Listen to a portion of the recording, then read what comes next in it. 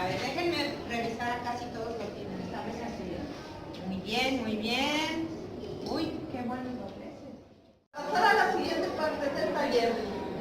Vamos a aprender a usar nuestra voz cuando tenemos que enfrentarnos con esos gigantes. Que pueden ser gigantes, personas muy grandes que nos imponen nuestras situaciones